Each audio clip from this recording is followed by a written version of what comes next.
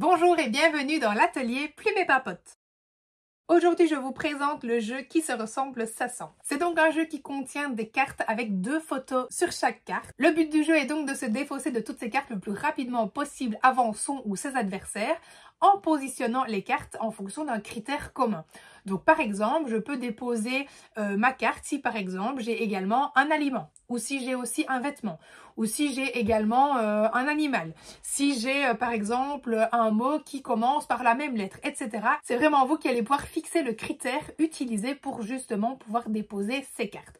Vous avez également des cartes écrites, comme vous pouvez le voir sur la boîte, qui vous permettront donc d'avoir déjà des critères imposés, qui peuvent changer d'une partie à une autre ou qui peuvent rester fixes en fonction de vos préférences et également de ce que vous souhaitez stimuler chez l'enfant. Par exemple ici, sur l'exemple sur la boîte, c'est la même matière. Donc je pourrais déposer la carte avec le rhinocéros et le bonnet sur celle où il y a les gants et la casserole parce que le bonnet et les gants sont tous les deux en laine.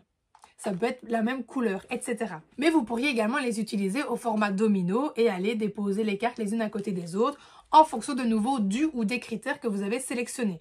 Ça peut être j'entends le même son, ça commence par la même lettre, ça appartient à la même catégorie, ça a la même fonction, ça a la même couleur, ça a la même matière, etc., etc. Vous allez également pouvoir évidemment les utiliser de plein d'autres façons.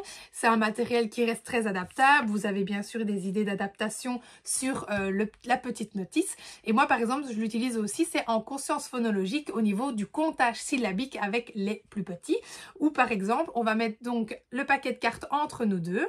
Je vais retourner la carte, donc la calculatrice c'est pour toi et le renard c'est pour moi. On va compter combien de syllabes il y a.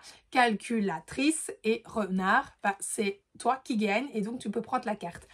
On fait ça jusqu'à ce qu'il n'y ait plus de cartes dans le jeu et celui qui aura remporté le plus de cartes aura donc gagné. C'est donc un petit jeu très facile à utiliser qui permet plein d'exploitations.